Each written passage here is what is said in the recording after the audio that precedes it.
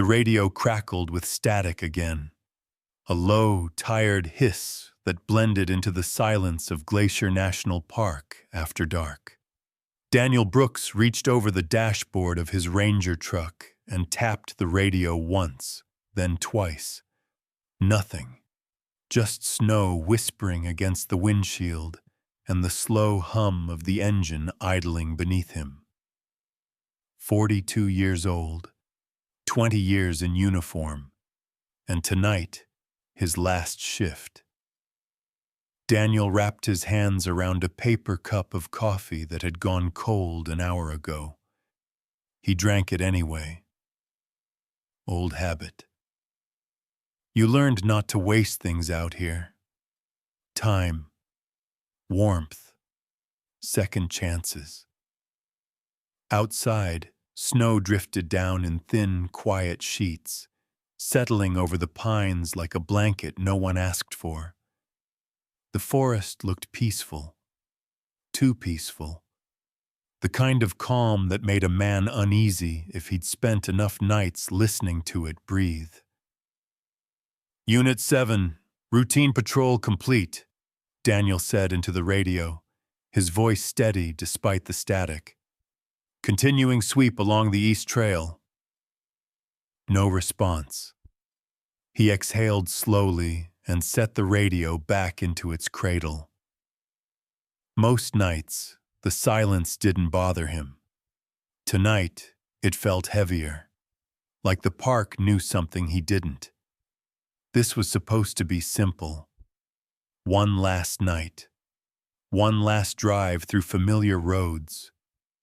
Then he'd hand in his badge, clean out his locker, and head back to a house that felt emptier every year. No partner waiting, no laughter. Just a quiet kitchen and a phone that never rang. Daniel shifted in his seat as the truck rolled forward, headlights carving pale tunnels through the snow. He passed the old wooden sign, Glacier National Park. Half buried, paint peeling. He'd helped install that sign years ago, back when his daughter still asked him to bring her pine cones and stories about bears and stars. She didn't call anymore. The road narrowed as he turned off the main route, tires crunching over fresh snow.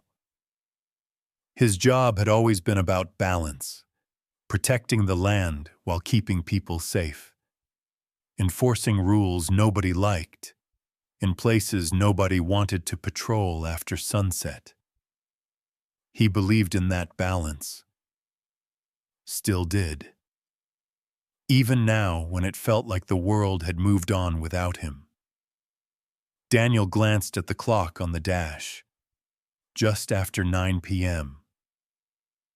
Finish the loop, he muttered to himself. Then go home. The headlights caught something ahead. Faint. Almost invisible. Daniel slowed the truck. Got out. The cold hit him immediately, biting through his jacket. He knelt near the edge of the trail and brushed snow aside with a gloved hand. Tire tracks.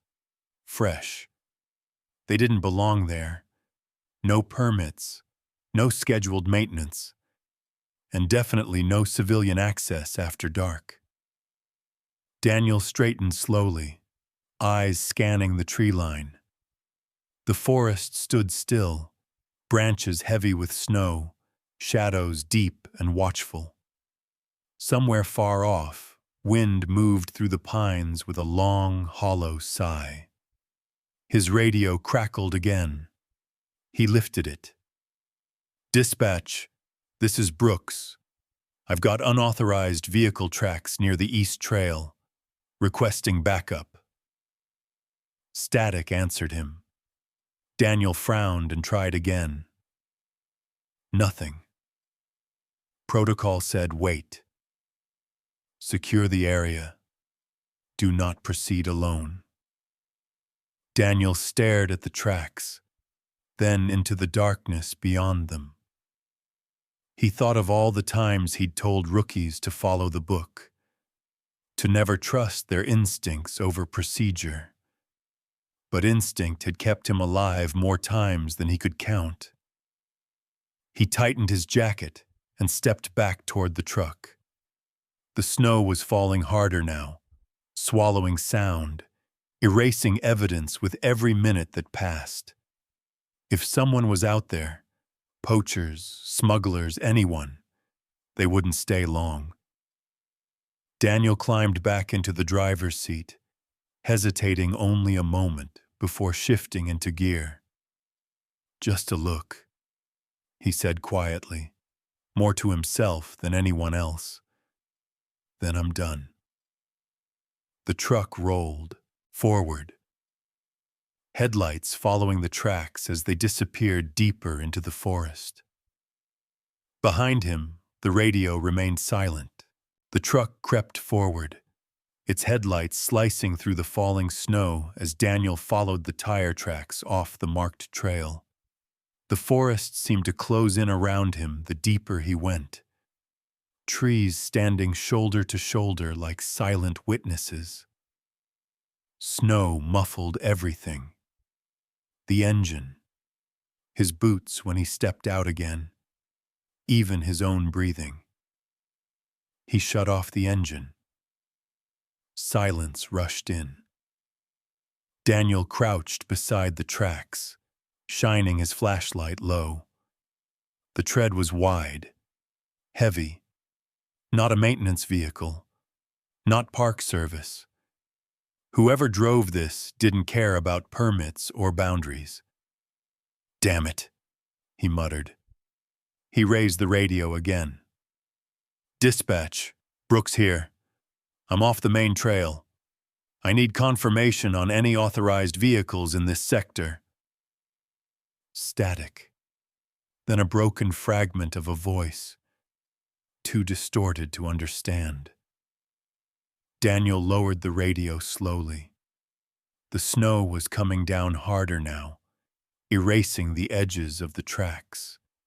If he waited, there'd be nothing left to follow.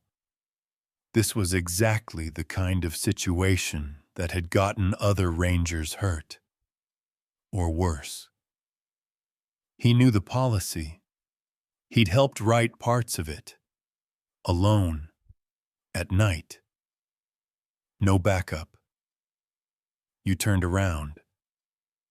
But Daniel didn't move. Instead, he scanned the ground again and noticed something else. A scuffed patch near the trees. Broken branches. A faint drag mark leading off the trail. Someone had stopped here. Recently. His jaw tightened. "Just observe," he said under his breath. "In and out." Daniel followed the disturbance on foot, flashlight swinging in slow arcs. The beam caught flashes of bark torn fresh, snow packed down where boots had passed. At least 2 people, maybe more. Then he saw it. A coil of rope half buried beneath the snow. Daniel froze. Rope didn't belong here. Not like this. Not discarded. Time fums. Not hidden.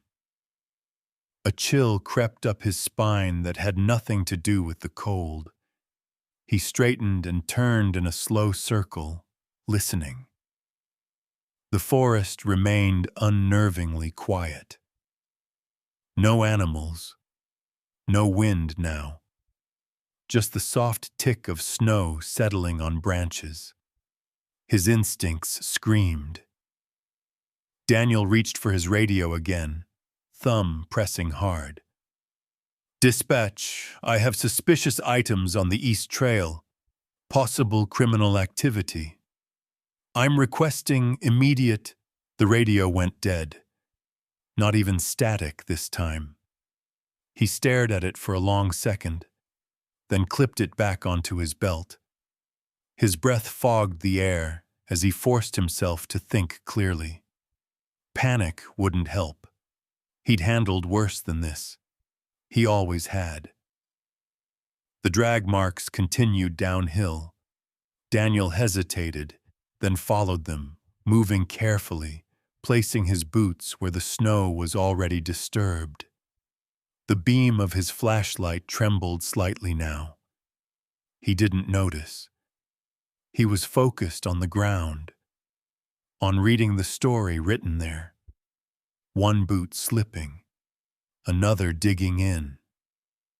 Something heavy being pulled. A man's job was to protect what couldn't protect itself. That belief had guided Daniel his entire career. Tonight was no different. The terrain dipped sharply, trees thinning just enough for moonlight to filter through the clouds. That's when he heard it. A faint sound, barely audible over his own breathing. Voices. Daniel snapped the flashlight off instantly and crouched behind a fallen log. His heart hammered as he leaned closer, straining to hear. The voices were low, angry, men's voices, close. He couldn't make out words, but the tone was unmistakable. Irritation. Urgency. Daniel reached slowly for his sidearm, fingers brushing the grip. Then a hand clamped around his shoulder. The impact knocked the air from his lungs as he was slammed forward into the snow. His flashlight flew from his hand, spinning wildly before the beam vanished. Times 600 pounds. Someone kicked his legs out from under him. Another blow struck his ribs, sharp and precise. "Thought you were alone out here," a voice sneered. Daniel tried to roll, to reach for his radio, his gun, anything. A knee drove into his back, pinning him down. Snow filled his mouth. He tasted blood. "Easy," another man said. "Don't kill him, not yet." Rough hands yanked his arms behind him. Rope bit into his wrists, tight and unforgiving. Daniel struggled once, just once, before a blow to the back of his head sent stars exploding across his vision. As consciousness wavered, he caught fragments of their words. Ranger shouldn't have followed. Leave him. No one comes out here at night. The cold seeped into him as they dragged him across the snow. His boots scraped uselessly against the ground. Somewhere deep inside, Daniel knew this was the moment everything tipped past control. The last thing he felt before the darkness closed in was the rope tightening around his arms, and the terrible certainty that no one knew where he was anymore. Cold was the first thing Daniel felt when he came back to himself. Not the sharp kind that snapped you awake, but a slow, creeping cold that settled into bone and stayed there. His wrists burned. He tried to move, and pain shot up his arms, stopping him short. Rope, thick, rough, cutting deep into his skin. He opened his eyes. Snow drifted down through branches high above him. A massive pine trunk pressed into his back. His arms were bound behind it, chest pinned tight against the bark. Each breath came shallow, forced. "Hey," his voice cracked, barely louder than the wind. No answer. The men were gone. Daniel tested the rope again, twisting his wrists, pulling with what little leverage he had. The knots didn't budge. Whoever tied them knew exactly what they were doing. Lawmen learned knots too. So did criminals who'd been caught once and planned never to be again. A laugh echoed in his memory. "No one comes out here at night." His jaw clenched. The snow was falling harder now, covering tracks, swallowing sound. If anyone drove past the main road, they wouldn't hear a thing. If they called his radio, there'd be nothing but silence. "Think," Daniel whispered. "Just think." He forced himself to slow his breathing. Panic would drain him faster than the cold. He shifted his shoulders, trying to create space, but the rope only bit deeper. Blood warmed his sleeves before freezing against the fabric. Minutes passed. Maybe longer. Time stretched, warped by pain and fear. Daniel's thoughts drifted where he didn't want them to go. His daughter's face at 12, scowling as she packed a bag after another argument. The sound of the door closing behind her. His ex-wife's voice, tired, disappointed, telling him the job was costing him everything. "I'll fix it," he'd said back then, but the years kept passing. A wave of dizziness hit him. He lowered his head, forehead pressing against the tree. The pine smelled sharp and clean, almost cruel in its normalcy. The forest went on breathing, indifferent to one man's struggle. Footsteps crunched in the snow. Daniel's head snapped up. Two shapes emerged from the trees, silhouettes moving with purpose. Relief surged through him so hard it hurt. "Hey!" he shouted, forcing air from his lungs. "Over here!" The men stopped a few yards away. He recognized their voices immediately.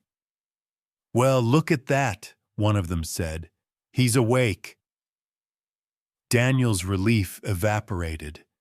They approached slowly, boots sinking into the snow. One carried a flashlight, its beam blinding as it swept over Daniel's face. "You shouldn't have followed the tracks," the man said calmly, almost conversational. "We gave you an out." Daniel swallowed, throat raw. "This is federal land," he said. "You leave now. It ends here." The second man laughed. "Still doing the job." The first crouched in front of him. "You Rangers think the badge makes you untouchable."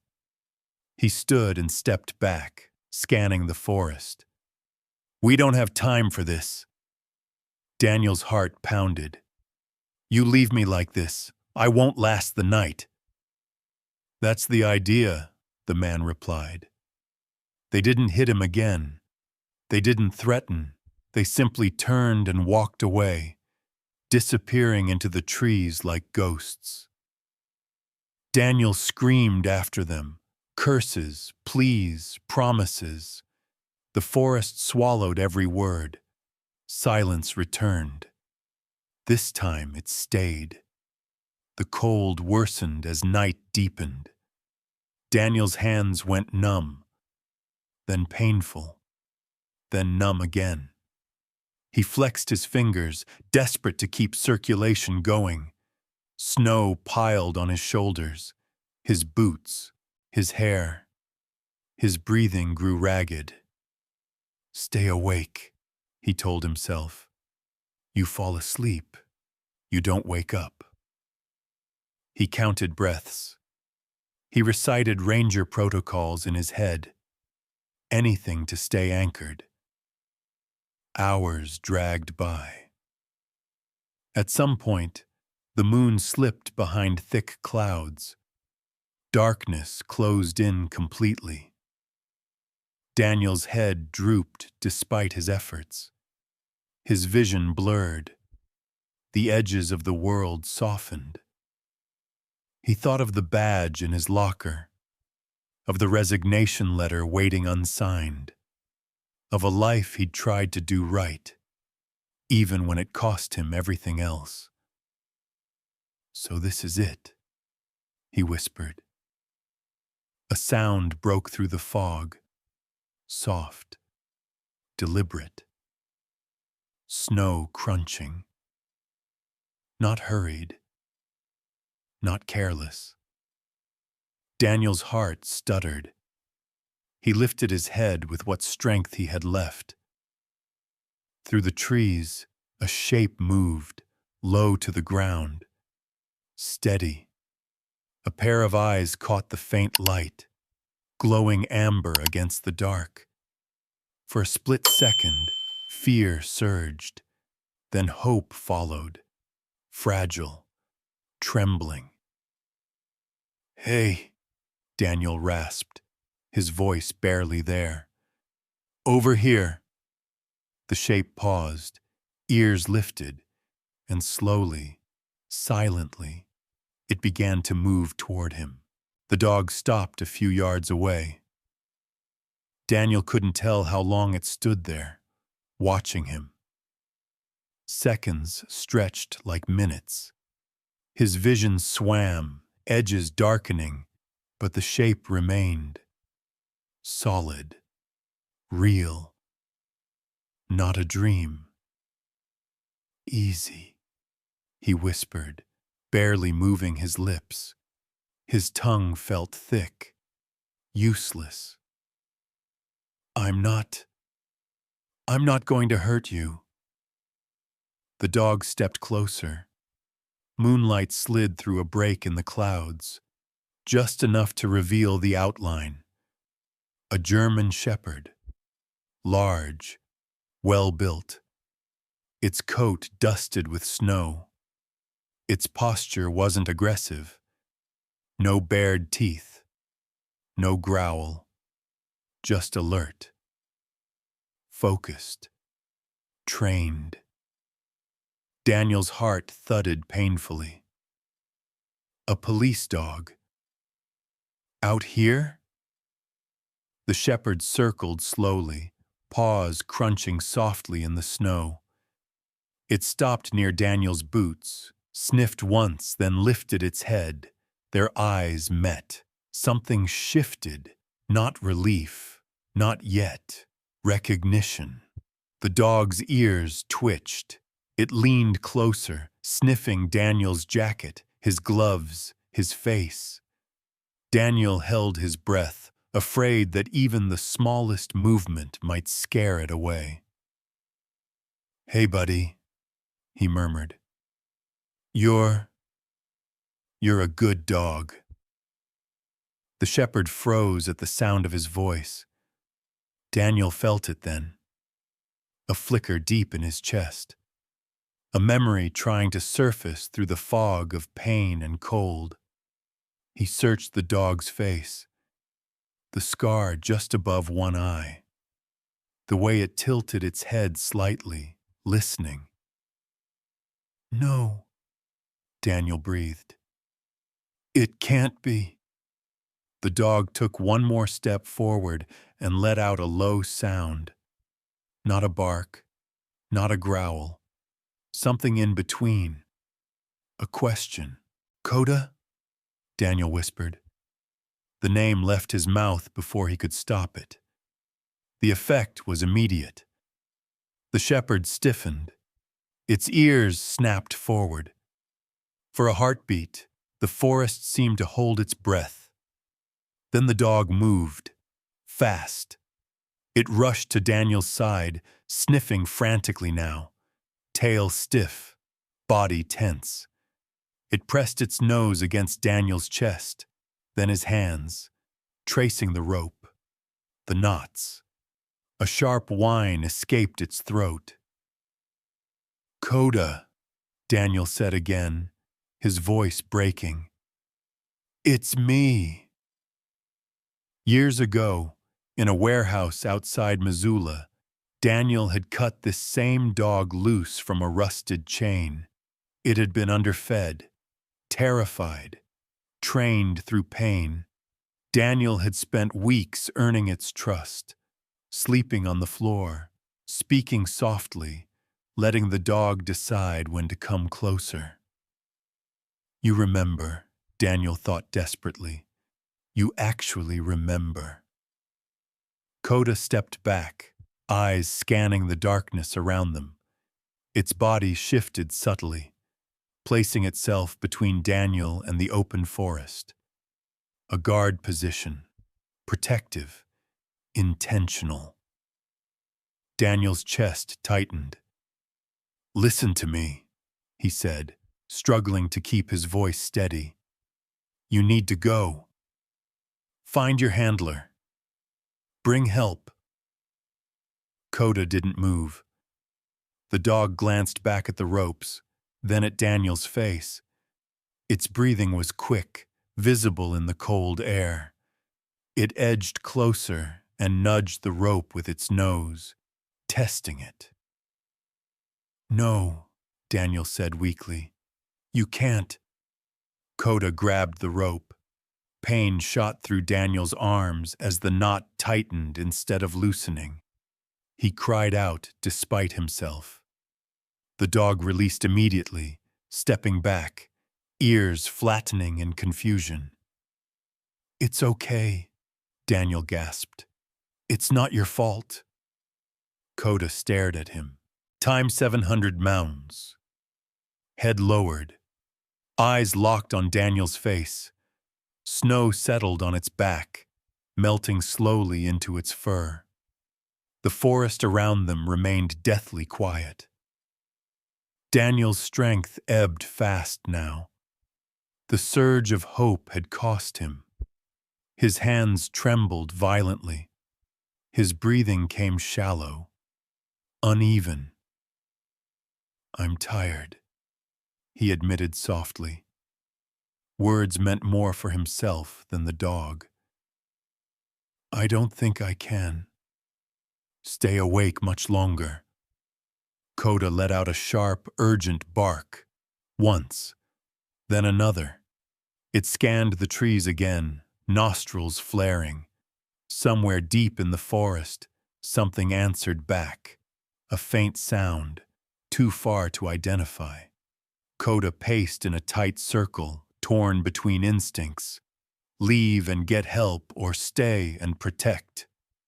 Daniel's head slumped forward. This is it, he thought. This is where it ends.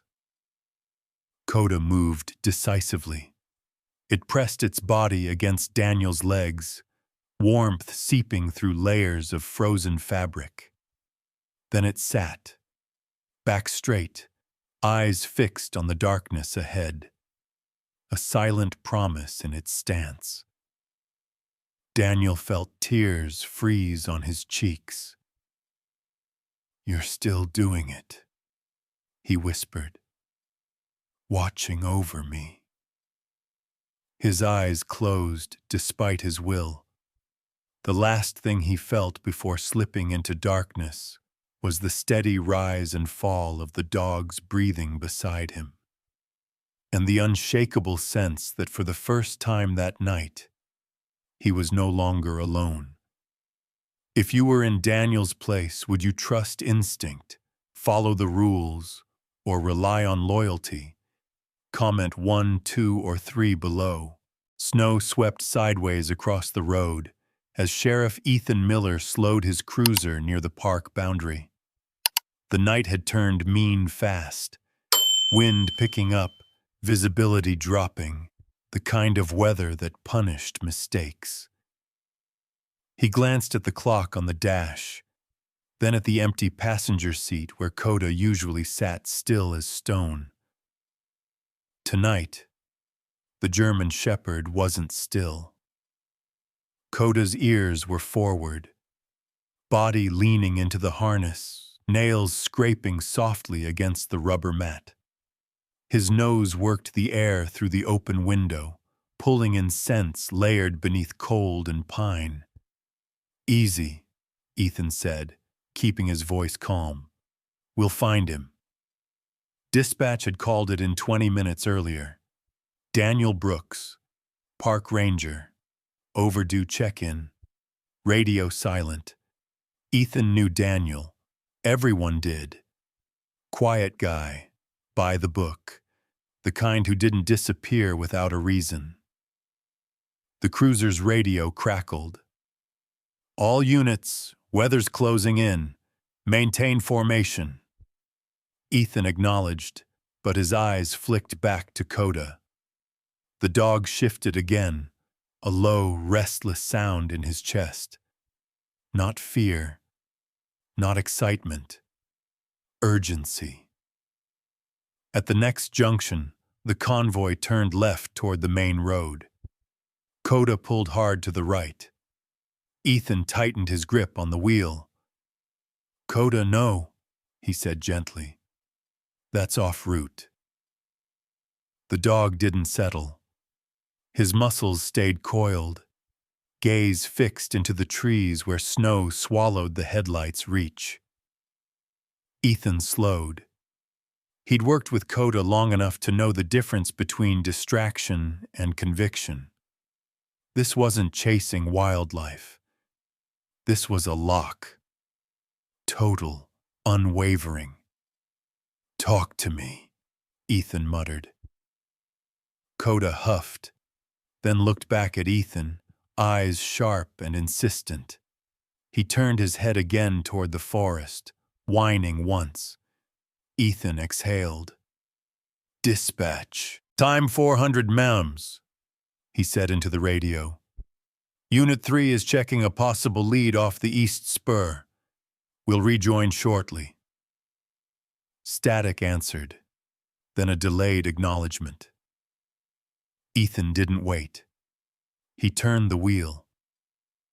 The cruiser left the packed road and crawled onto the narrow spur, tires grinding through fresh snow. Within minutes, visibility dropped to almost nothing. Trees pressed in close, branches heavy and bent. Ethan killed the siren and lights. "All right," he said quietly. "Show me." He clipped the leash on and opened the door. The cold slammed into them. Coda hit the ground running, nose low, pulling Ethan along the edge of the trail. They hadn't gone 50 yards before Coda slowed. He stopped dead. Ethan followed the dog's gaze to the ground. Tire tracks. Faint. Half covered. But there. Leading off where no vehicle had permission to be. Ethan's jaw set. "Good boy." Coda moved again, faster now, weaving between trees, stopping to sniff disturbed snow, broken branches. The trail wasn't clean. Someone had rushed. Someone had dragged weight. Ethan's pulse quickened. He keyed his radio. Possible vehicle tracks confirmed. Proceeding on foot. No reply. The wind picked up, rattling branches overhead. Snow thickened into a white curtain. Ethan tightened his coat and pressed on, trusting the dog in front of him. Coda halted again, ears high. He lifted his head, testing the air, then let out a sharp bark that cut through the storm. Ethan froze. "What is it?" Coda lunged forward, leash snapping taut. Ethan followed, heart hammering now, breath burning his lungs. The ground sloped downward, trees thinning. Moonlight broke through clouds just enough to reveal a dark shape ahead. Ethan saw the tree first, then the man. Daniel Brooks was slumped against the trunk, arms bound behind him, head hanging forward. Snow clung to his shoulders and hair like ash. "Oh my God," Ethan breathed. Coda surged ahead, barking once, then dropping into a low whine as he reached Daniel. He sniffed frantically, circling, then pressed his body close, as if to hold the man upright. Daniel didn't respond. Ethan dropped to his knees, fingers fumbling for the rope. Daniel, Daniel, it's Ethan. Stay with me. The rope was tight, professional. Ethan cursed under his breath as he worked the knot with numb fingers. He leaned close to Daniel's bow. He's alive, Ethan said, mostly to himself. Hypothermia. Maybe shock. Coda stepped back suddenly, body turning rigid. He faced the tree line, growling low and steady. Ethan felt it too, the sense of being watched. Easy, he whispered, drawing his sidearm. We're not done yet. Snow continued to fall, thick and relentless, as the forest closed in around them. Ethan kept his gun raised, eyes fixed on the wall of trees ahead. Snow drifted between the trunks, thick enough to hide anything moving beyond 20 yards. The growl in Coda's chest never stopped. Low, steady, a warning, not fear. All right, Ethan whispered. I hear you. He glanced back at Daniel.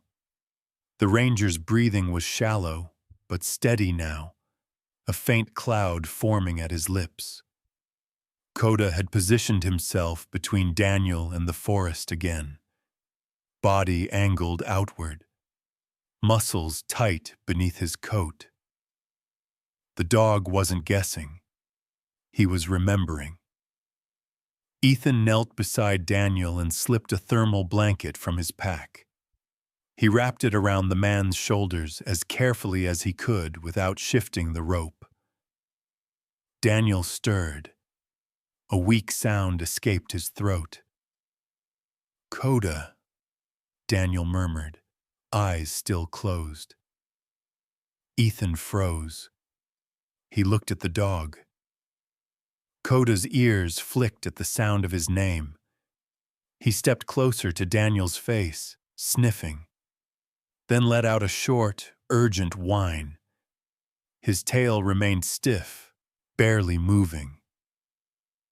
You know him, Ethan said quietly. It wasn't a question. The wind shifted. It carried a faint scent. Metal, oil, sweat. Ethan's jaw tightened. He stood slowly, scanning the perimeter.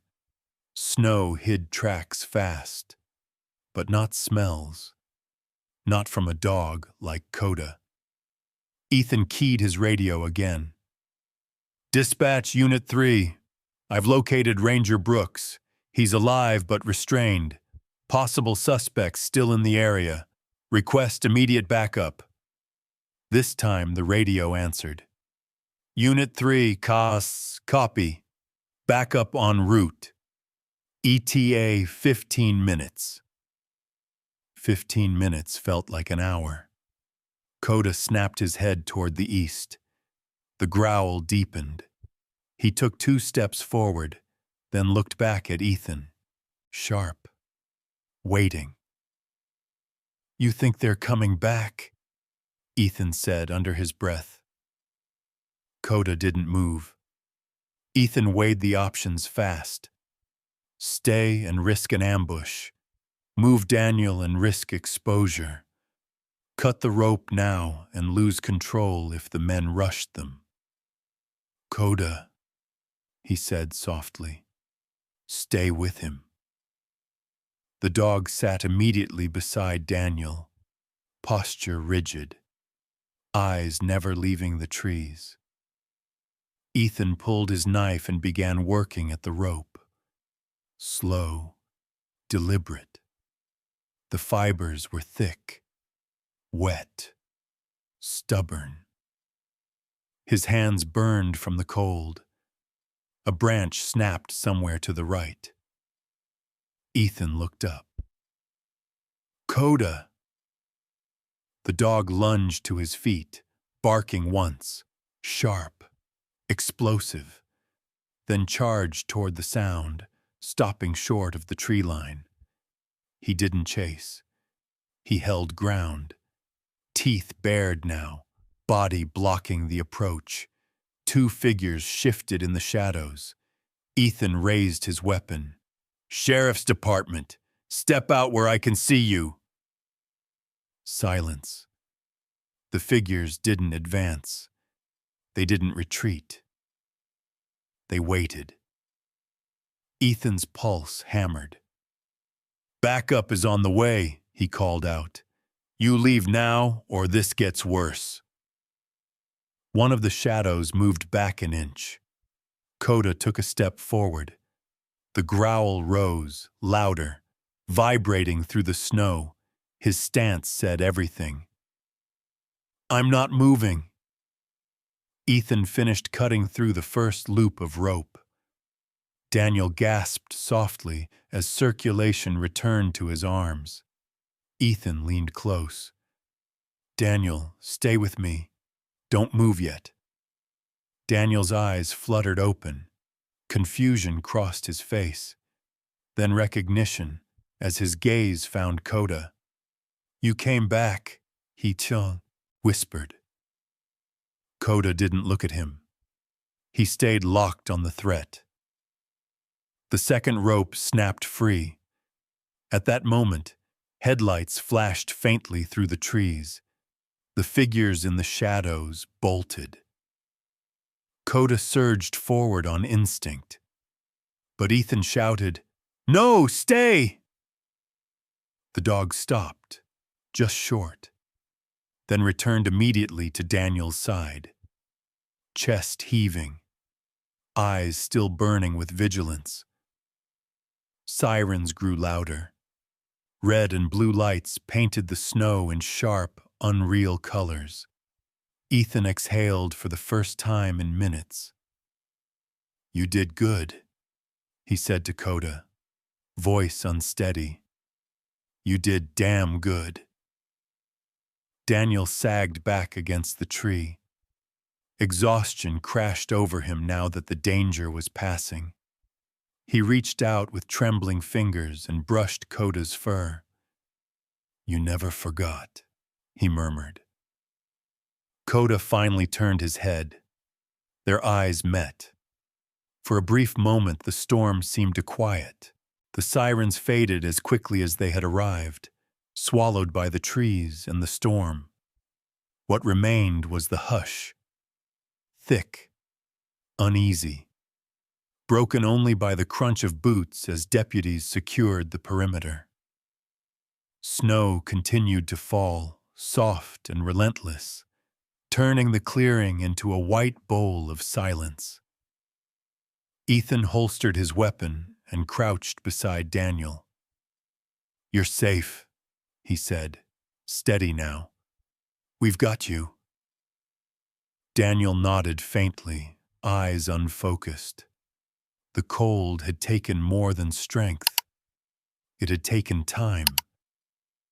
Minutes. Hours. He couldn't tell. He tried to sit up and winced. Ethan placed a hand on his shoulder. Firm, but gentle.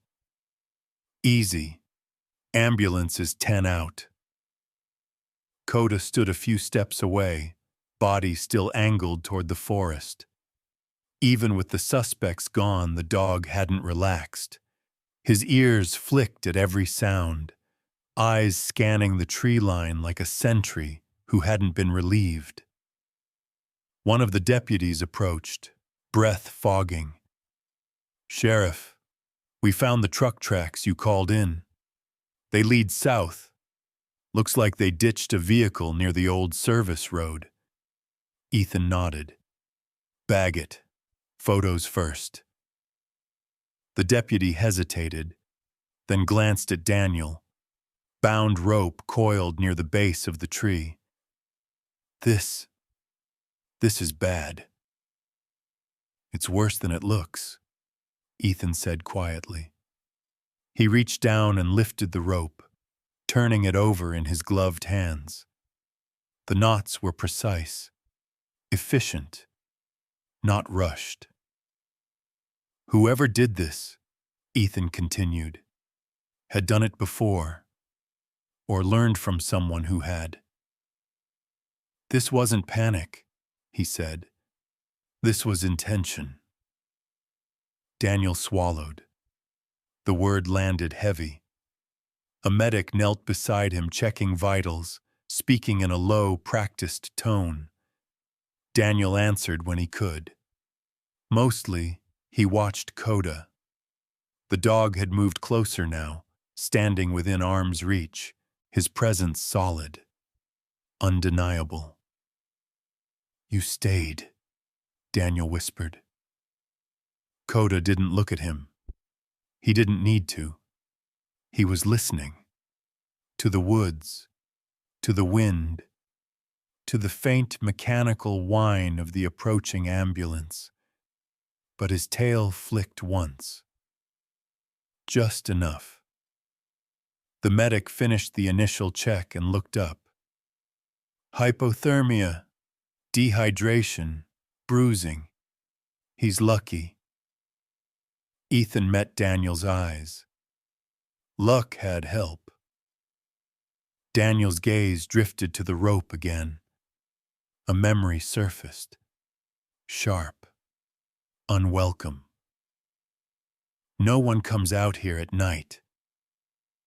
Ethan followed his look. You recognize this? Daniel nodded slowly. They weren't afraid, he said. Not of me. Not of this place. His jaw tightened. They knew the park, knew the routes. Poachers? The medic asked. More than that, Daniel said. They were waiting. The realization settled like a weight. This hadn't been chance. It had been a trap, sprung on a man who believed the rules would protect him. A deputy returned, breathless. Sheriff, there's something else. Ethan stood. What is it? Back up the trail, the deputy said. We found a cache, illegal equipment, traps, weapons. Looks like they've been operating here for a while. Ethan closed his eyes briefly. Then he nodded. Secure it. Federal task force will want in. Daniel let out a long breath he didn't realize he'd been holding. The forest he'd spent his life protecting had been used against him. The thought cut deep. But it didn't break him. Not now. Coda shifted, finally easing out of his rigid stance. He sat beside Daniel, close enough that Daniel could feel the warmth through his coat. Daniel reached out, fingers trembling, and rested his hand against Coda's neck. Thank you, he said, voice raw, for remembering. Coda turned his head then, just slightly. Their eyes met. There was no triumph there, no expectation, only recognition, quiet and complete. Headlights flared through the trees. The ambulance arrived, red lights washing over the snow. As medics lifted Daniel onto the stretcher, Coda stood and paced once, then stopped, watching every movement. You're riding with us, Ethan told the dog, unclipping the leash and clipping it back on. I'm not leaving him either. As they loaded Daniel in, he caught Ethan's sleeve. He saved my life. Ethan nodded. I know. The doors closed. The engine started. Snow swirled again, erasing footprints, softening edges. But the rope at the base of the tree remained, a stark, silent witness to what had happened here, and to who had refused to walk away. Should protecting our national parks focus more on technology, stricter laws, or trusted canine units? Comment 1, 2, or 3 below. The ambulance rocked gently as it pulled away, tires hissing over slush. Inside, the lights were too bright, the air too warm. Daniel blinked against it, the world narrowing to white walls and steady beeps. He tried to focus on the medic's voice, but it drifted past him like wind through branches. Coda sat on the floor beside the stretcher. He didn't whine. He didn't pace. He sat exactly where he could see Daniel's face, head lifted, eyes alert. Every bump in the road earned a slight shift of his weight, as if he could steady the vehicle by will alone. "You're doing good," the medic said, checking Daniel's vitals again. "Stay with me." Daniel nodded faintly. His hands were wrapped now, wrists bandaged where the rope had burned into skin. He felt the ache spreading, deep, heavy. But beneath it was something else, a warmth he hadn't expected.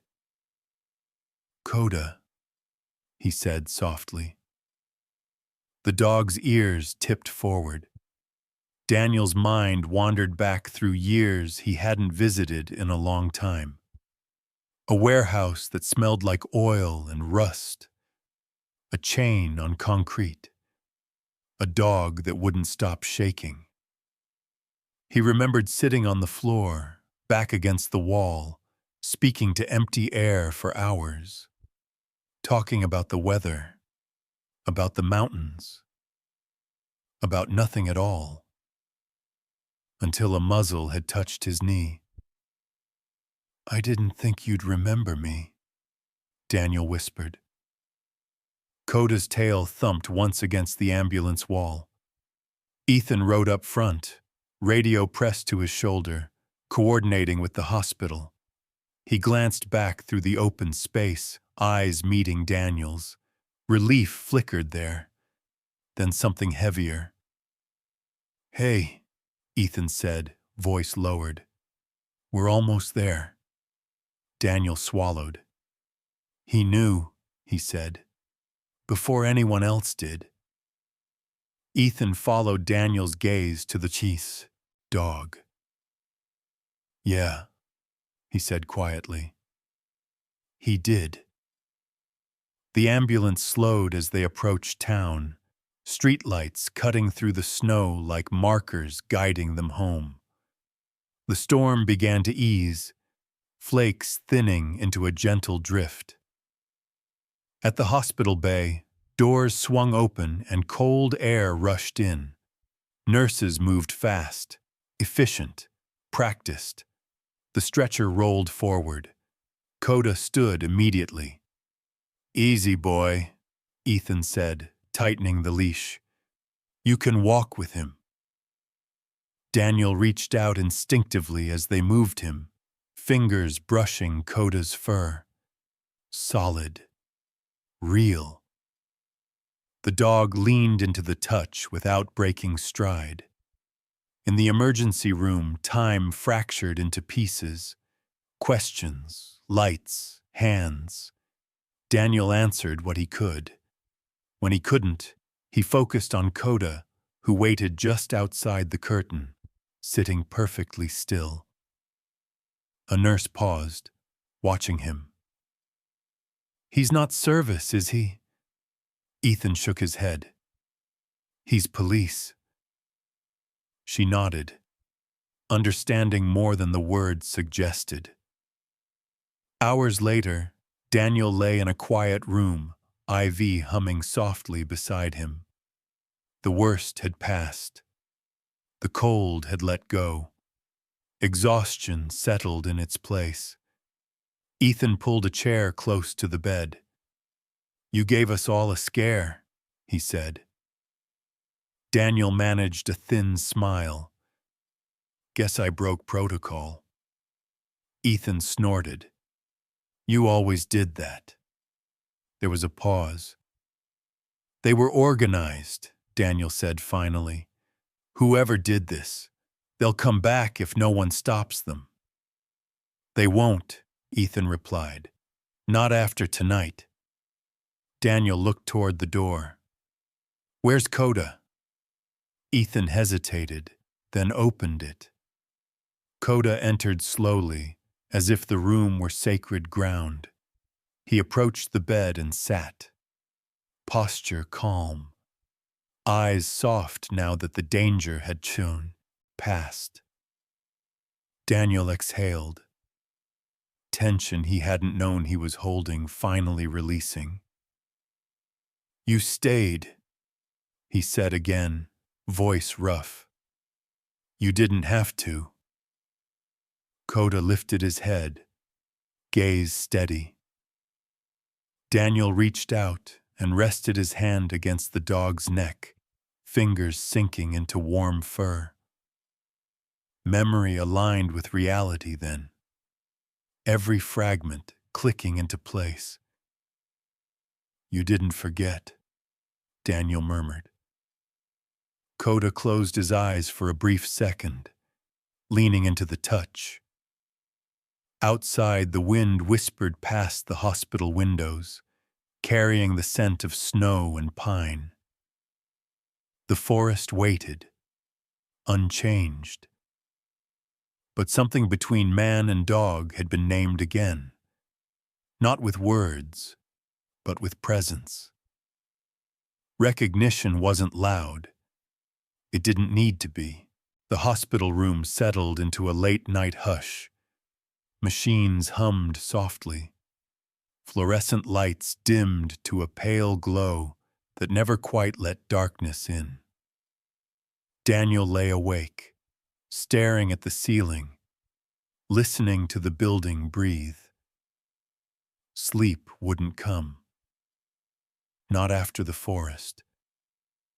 Not after the rope. Not after the look in Coda's eyes that said the danger had never really left. Outside the door, Boots stopped. Daniel turned his head as Ethan stepped in, coat still on, radio clipped to his shoulder. Snow melted off the brim and darkened the carpet at his feet. They found the truck, Ethan said quietly. Daniel didn't ask where. He already knew. Empty? Ethan nodded. Burned, cleaned, plates gone. Whoever they are, they planned for this. Daniel closed his eyes. A familiar weight pressed on his chest. Not fear this time, but responsibility. They'll be back. Ethan studied him for a moment. That's what you think. That's what I know, Daniel replied. They weren't scared, not even when they left me out there. That kind of confidence comes from experience. Ethan leaned against the wall, arms crossed. Federal Wildlife Crime Task Force is getting involved, he said. Insurance companies, environmental liability, high-dollar conservation funding. This is bigger than a few poachers. The words hung in the air. High dollar, liability, funding. Daniel understood them too well. Protecting the park had never just been about trees and trails. It was about contracts, lawsuits, federal budgets. It was about who paid and who didn't. A soft sound came from near the bed. Coda lifted his head. The dog had been lying just inside the room, perfectly still, as if carved from patience. Now his ears angled toward the hallway. His body tightened. Daniel noticed immediately. What is it? Ethan followed Coda's gaze toward the window. Snow fell gently outside. Streetlights reflected off the white. Nothing moved. Probably nothing, Ethan said. Coda stood. He walked to the window and sniffed the glass, breath fogging it. A low growl vibrated in his chest, barely audible, but unmistakable. Daniel's pulse quickened. He doesn't do that unless something didn't belong. Ethan stepped closer and peered out. I don't see anyone. Coda's growl deepened. Then, faint but clear, came the sound of an engine idling somewhere nearby. Ethan's hand went to his radio. Security, this is Sheriff Miller. I need eyes on the south parking lot. A pause. Then, Sheriff, we've got an unauthorized vehicle parked near the service entrance. No plates. Daniel pushed himself upright despite the ache tearing through his arms. That's them. Ethan met his eyes. Stay put.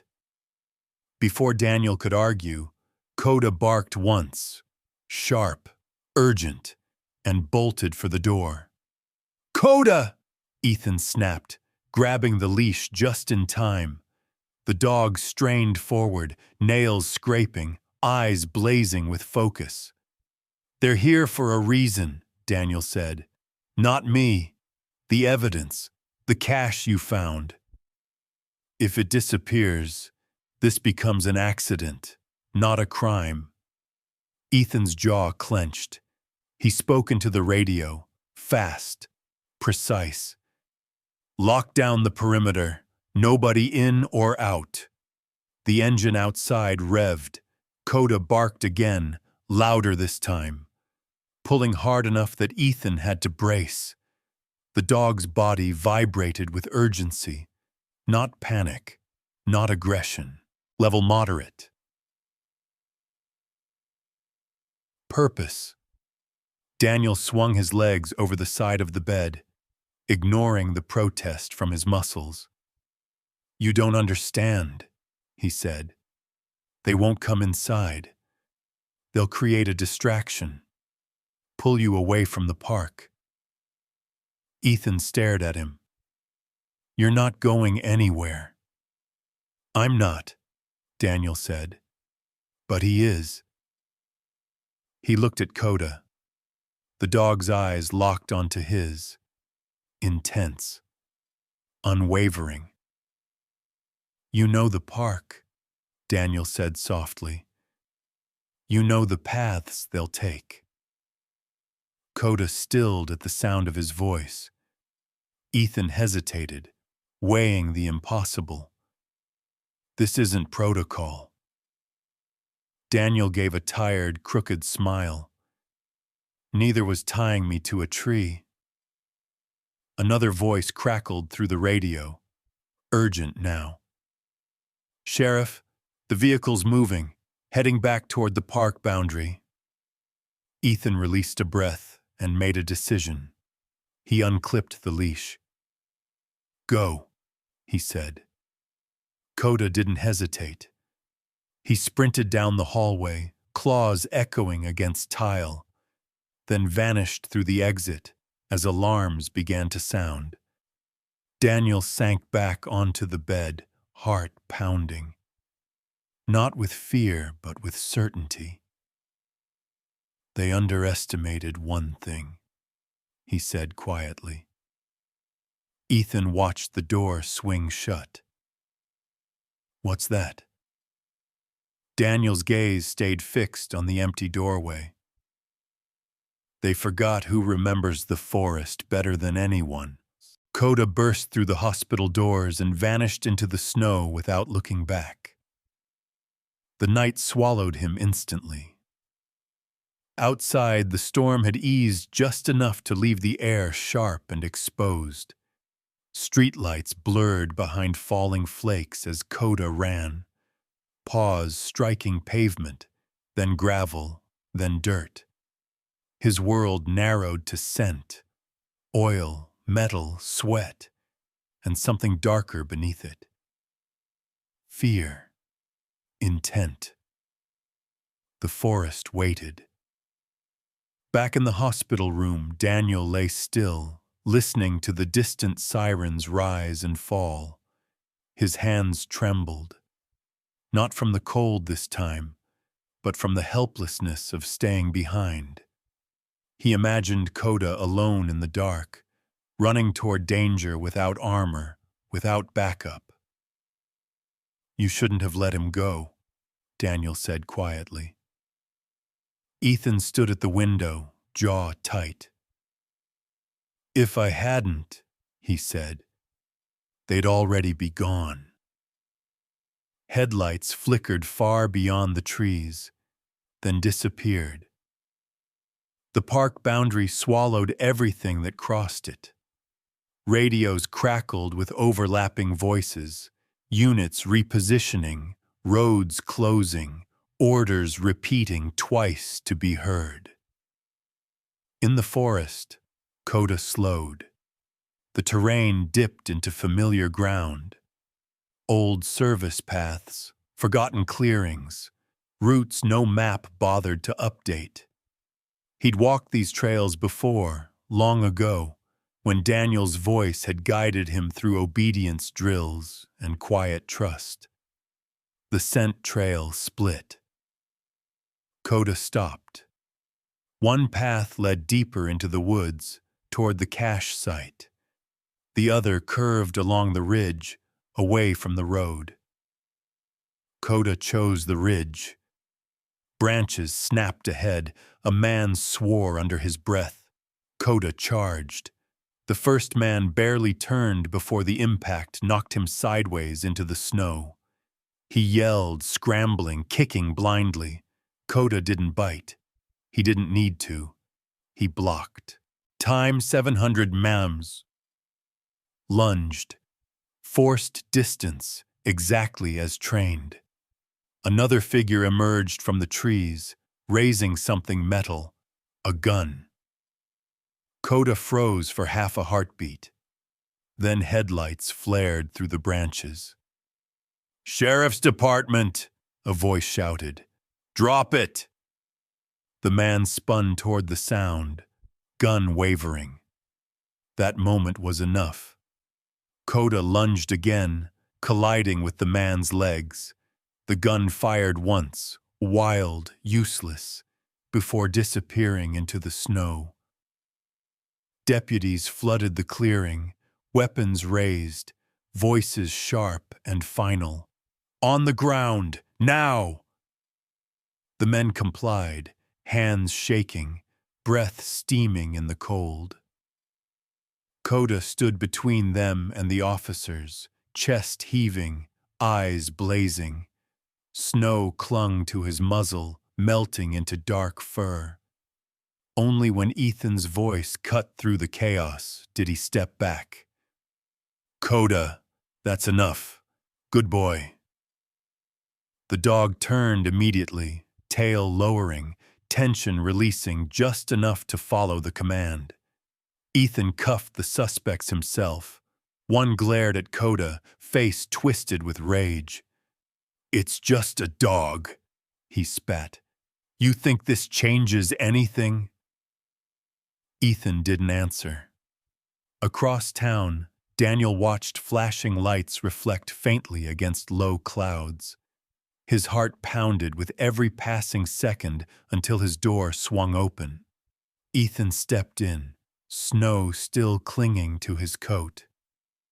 "They're in custody," he said. Daniel closed his eyes, breath shuddering out of him. "And Coda?" Ethan smiled for the first time that night.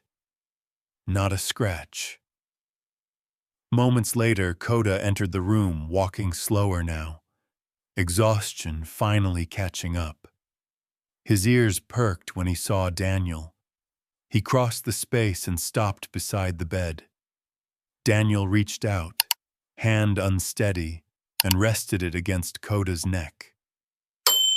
"You did it," he whispered. Coda leaned into the touch, eyes softening. Ethan watched them, something shifting behind his eyes. Time 1600 melms. You know, he said quietly, if this goes to trial, the environmental damages alone will be massive. Federal charges, asset seizure, the whole thing.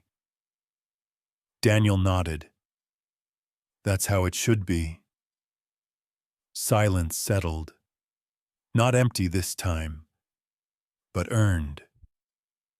Coda lowered himself to the floor beside the bed, finally lying down. His breathing slowed, deep and steady. Daniel stared at the ceiling again, but it felt different now.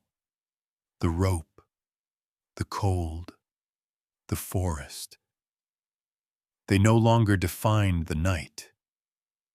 The choice did. Someone had stayed. Someone had remembered. Someone had fought back. And that changed everything. Morning crept in quietly, the way it always did after a night that took more than it gave back. Pale light filtered through the hospital blinds, catching dust in the air and softening the edges of everything it touched. Daniel woke to the steady rhythm of a heart monitor and the dull ache that reminded him he was still alive. He turned his head. Coda lay on the floor beside the bed, chin resting on his paws, eyes open, watching. You stayed, Daniel murmured. The dog's tail thumped once against the tile. Ethan stood near the window, coffee in hand, coat draped over a chair. He hadn't slept.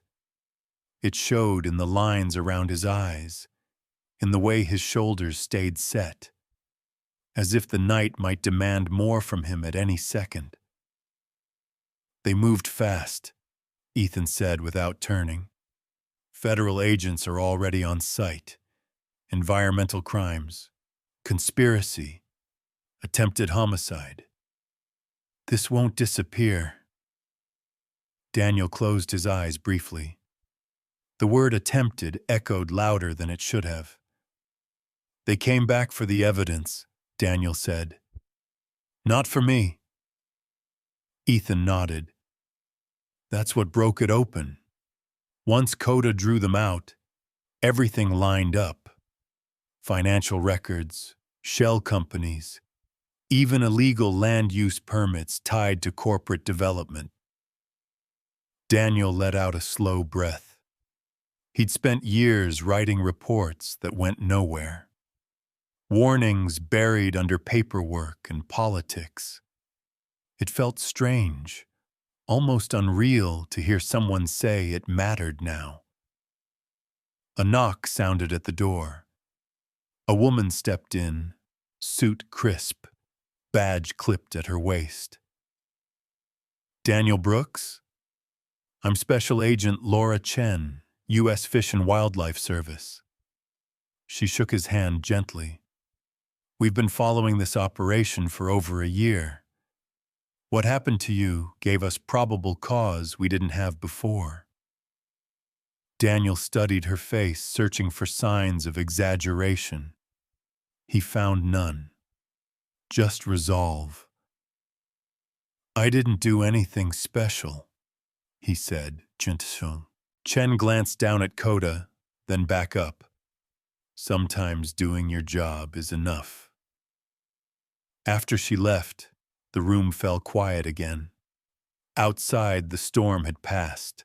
Sunlight bounced off fresh snow, turning the world bright and almost innocent. Daniel stared at his hands, bandaged, bruised, shaking less than they had hours ago. I was ready to quit, he said finally. Ethan looked over. You told me. I meant it, Daniel continued. I thought if I walked away, I'd stop losing pieces of myself. Ethan didn't interrupt. But lying there, Daniel said, voice low, I realized something. Walking away wouldn't have saved me. It would have just left the park unprotected. Left him, he nodded toward Coda, without someone who knows what he's capable of. Coda lifted his head at the sound of his name. Ethan smiled faintly. Funny how clarity works. Later that afternoon, a familiar voice filled the doorway. Dad? Daniel's breath caught. His daughter stood there, older than the last time he'd seen her in person. Eyes wide with worry, she tried, and failed, to hide. You're supposed to call, she said, pulling him into a careful embrace. Not get tied to trees. Daniel laughed, the sound breaking into something dangerously close to a sob. I'm sorry. She pulled back, eyes shining. Then she noticed Coda. Is that the dog? Coda stood immediately, tail wagging just enough to be polite. That's him, Daniel said. He remembered me. She knelt without hesitation and rested a hand on Coda's shoulder. Figures, she said softly. You always said dogs were better judges of character. As evening settled, Ethan prepared to leave. They'll want statements tomorrow, he said.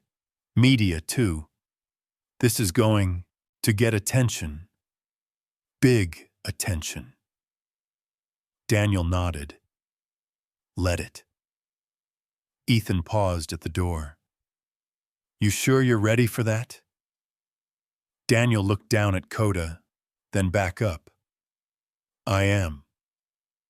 The decision settled fully then. Not loud, not dramatic, just solid. He wasn't done. Not with the park, not with the work, not with the things that mattered enough to hurt. As the lights dimmed again, Daniel reached down and brushed Coda's fur. This isn't the end, he said quietly. Coda's tail tapped the floor once, steady and sure. The paperwork took longer than the pain. Daniel sat upright in the hospital bed as a nurse set a clipboard on his lap. Forms about treatment, follow-up appointments, insurance coverage, and a brief explanation of legal assistance should he choose to pursue charges. He skimmed the pages without really reading. Words like liability and claims felt distant, as if they belonged to someone else's story. Across the room, Coda lay stretched out on the floor, head on his paws, eyes half-lidded but alert. Every time someone entered, his ears flicked up. Every time they left, he settled again. You can take him out for a minute, the nurse said kindly, nodding toward Coda. Fresh air might help both of you. Daniel smiled in thanks and swung his legs over the side of the bed. The ache in his ribs protested, but it was manageable now. Grounded. Survivable. He clipped the leash on with careful fingers and stood. The corridor smelled faintly of disinfectant and coffee. They moved slowly, Daniel leaning on the railing, Coda matching his pace exactly. At the side entrance, cold air brushed Daniel's face, sharp and clean. Snow had stopped. The world looked rinsed. Outside the hospital's small courtyard was quiet. Daniel lowered himself onto a bench and exhaled. Long and deep, like he'd been holding his breath for days. You know, he said to no one in particular, They told me I was lucky. Coda sat beside him, shoulder pressed to Daniel's thigh. Lucky's a strange word, Daniel went on. Makes it sound like chance did the work. He reached down and scratched behind Coda's ear. The dog leaned into it, eyes closing for a moment. Daniel's phone buzzed. A text from Ethan. Press conference scheduled tomorrow. Federal charges confirmed. Environmental damages will stick. Daniel typed back with one thumb. Good. He pocketed the phone and watched a pair of older men cross the courtyard, talking softly. One of them nodded at Coda. Good dog, he said. Coda's tail moved once.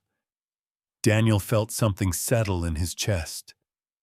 A weight he hadn't realized he'd been carrying easing at last. Rescue wasn't just about cutting rope or stopping bleeding. It was about being brought back into the world in small, ordinary ways. Later, as evening drew in, Daniel returned to his room. A thin band of orange light slid across the floor as the sun dipped behind the hills. His daughter sat in the chair by the window, scrolling through messages, worry etched into her face even when she smiled. They want you to talk tomorrow, she said, looking up. You don't have to. I know, Daniel replied, but I will. She studied him. You're different. Am I? She nodded. You're here. That night, sleep came in pieces. But it came. Daniel dreamed of snow and trees and a rope falling away. When he woke, the room was dim, the city outside hushed. Coda stood at the foot of the bed, watching him. I'm okay, Daniel whispered. You can rest. The dog didn't move. Daniel smiled and let his eyes close again. Morning arrived with purpose. Officials came and went. Statements were recorded. Photos were taken of injuries and evidence. Words like prosecution and environmental restitution floated through the room. Daniel answered carefully, truthfully. Each answer felt like a step farther from the tree, farther from the cold. Before noon, Ethan stopped by with a garment bag. Figured you'd want this, he said, unzipping it. Inside, Daniel's ranger jacket. Cleaned, mended, badge polished. Daniel touched the fabric, fingers lingering. Thank you. Ethan glanced at Coda. He's being recommended for commendation. Not that he cares. Daniel laughed softly. He cares about one thing. Ethan raised an eyebrow. Showing up, Daniel said. When Ethan left, Daniel changed into the jacket. It fit the same. But he didn't. He caught his reflection in the window. Older, tired, steadier. Rescued didn't mean finished. It meant returned. Returned to duty. To people. To choices that mattered. Daniel knelt and rested his forehead briefly against Coda's. We're not done, he said. Coda's breath warmed his cheek. What truly defines being rescued, medical care, legal justice, or loyal companionship? Comment 1, 2, or 3 below. The town woke slowly, as if it too needed time to recover. Daniel stood near the hospital entrance, ranger jacket zipped against the morning cold. The air smelled clean, snowmelt and coffee drifting from a diner across the street. For the first time in days, the world felt ordinary again. That ordinariness pressed on him, heavy and welcome. Coda sat at his side, posture relaxed but attentive. Not on duty, not off it either. Somewhere in between. Across the street, a small cluster of reporters gathered behind a thin rope. Cameras rested on shoulders, lenses capped. Waiting. Daniel watched them without flinching. He'd spent years writing incident reports no one read. Now words mattered. Ethan joined him, adjusting his badge. "They'll keep it brief," he said. "Focus on the facts. Federal environmental charges. Corporate accountability. No speculation." Daniel nodded. "Understood." When they stepped forward, microphones lifted. Questions came fast. About the attack. About the suspects. About security failures. Daniel answered steadily, keeping his voice low, even. He spoke about the park, about protecting public land, about the cost of ignoring small signs. A reporter gestured toward Coda. "Is it true the police dog recognized you?" Daniel glanced down. Coda looked back, calm and unbothered. "I don't know what dogs call recognition," Daniel said. "I just know he stayed." The crowd quieted. Later, after the cameras were gone, Daniel walked a few blocks with his daughter. They didn't talk much. They didn't need to. She stopped once to adjust his collar, the same way she used to when she was small. "Are you scared to go back?" Daniel considered it. "I'm scared not to." At the Kuhl Ranger Station that afternoon, familiar smells greeted him. Oil, paper, pine tracked in on boots. His locker waited where it always had. Inside, the badge gleamed softly.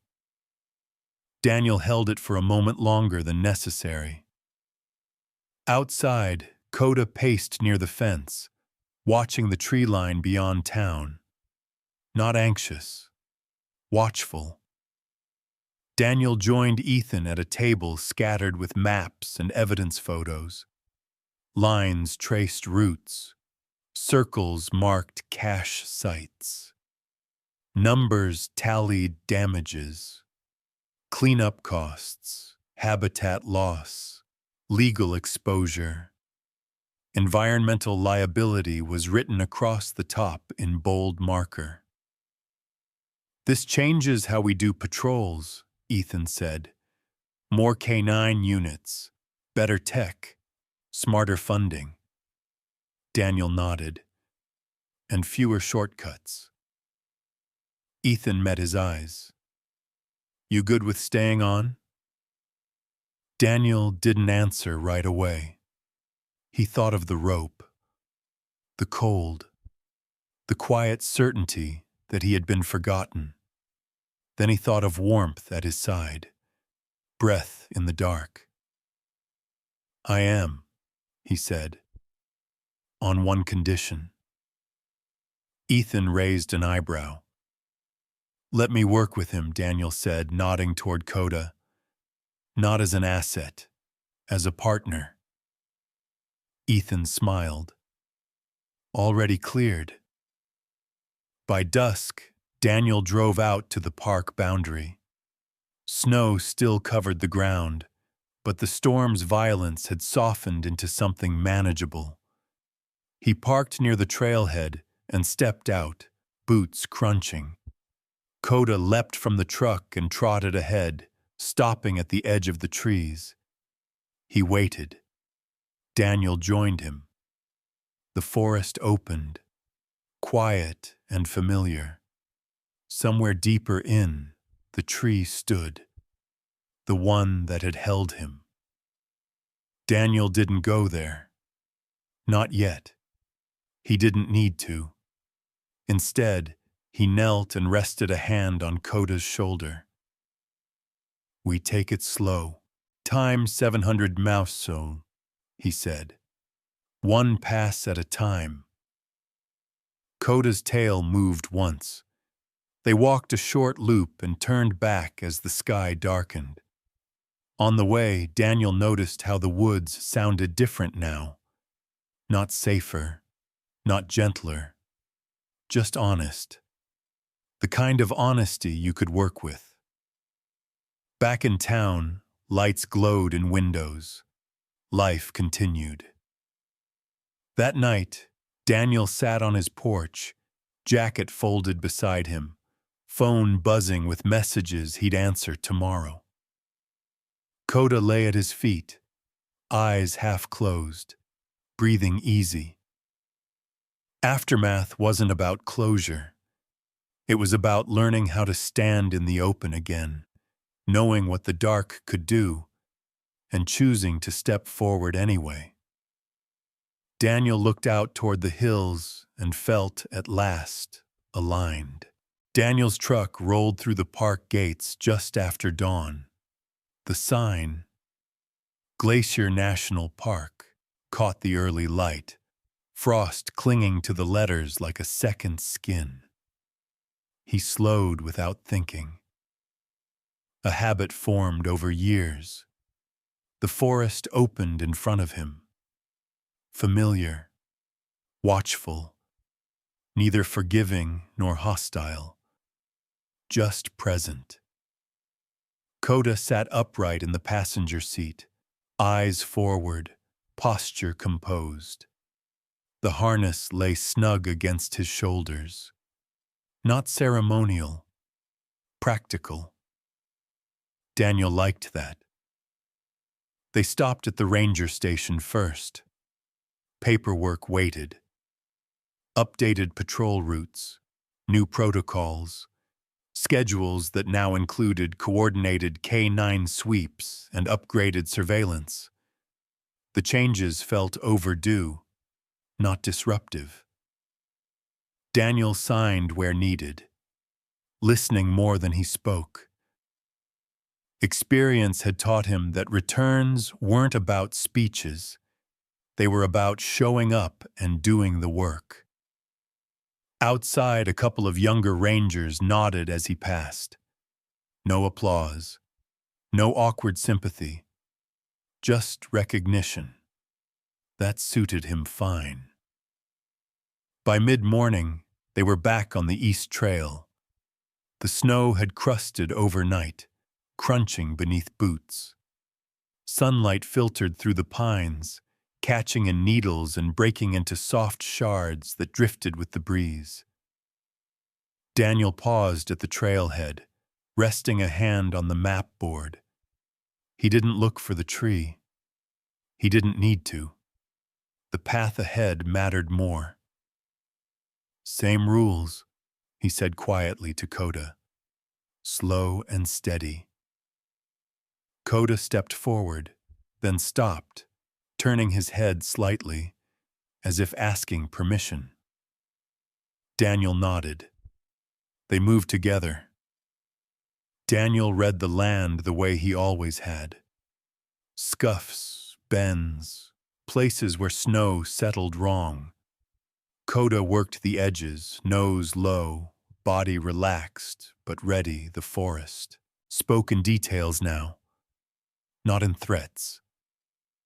Daniel listened. Halfway in, they came upon a small clearing where tracks crossed and faded. Nothing urgent, nothing wrong. Daniel noted it anyway, marking the location on his GPS. Prevention lived in small attentions. At the ridge, the wind rose, then settled. Coda halted, lifted his head, tested the air. Daniel stopped with him. They stood there for a moment, sharing the quiet. No tension, No flash of memory, just awareness. "Good," Daniel said. On the return loop, a family appeared. 2 older adults and a teenage boy, bundled in park gear that still looked new. They stepped aside politely. "Morning," Daniel said. "Morning," the man replied, glancing at Coda. "Beautiful dog." Coda acknowledged the compliment with a measured wag. "Park's lucky to have you," the woman added. Daniel smiled. "We're lucky to have the park." Back at the truck, Daniel logged the patrol and sent a brief update. No incidents, clear conditions, K9 sweep complete. He closed the tablet and leaned against the hood for a moment, breathing in the cold. The ache in his ribs had eased to a reminder he could live with. Ethan's message buzzed on his phone. "Press coverage is moving on. Charges are sticking. Federal environmental restitution approved." Daniel typed back, "Good. See you tonight." In the afternoon, he took Coda to the training field. No drills, no commands, just movement. They walked the perimeter, practiced quiet transitions, tested recall with space between them. Coda responded with ease, trust visible in every turn. As the sun dipped, Daniel sat on the tailgate, boots dangling. Coda lay nearby, chin on his paws, eyes tracking birds as they cut across the sky. "You know," Daniel said, voice low, "people keep asking if I'm afraid to be back." Coda's ears flicked. "I am," Daniel continued. "Just not of this." He gestured toward the trees. "I'm afraid of forgetting why I came back." Coda stood and placed one paw against Daniel's boot. Light, deliberate. Daniel nodded. "Right." They packed up and drove out as dusk painted the mountains in blues and golds. At the gate, Daniel checked the sign again, then drove through without stopping this time. The return wasn't a moment. It was a practice. At home, Daniel set the jacket on the chair, poured a cup of coffee, hot this time, and sat by the window. Coda settled at his feet, content. The day had been ordinary. That was the point.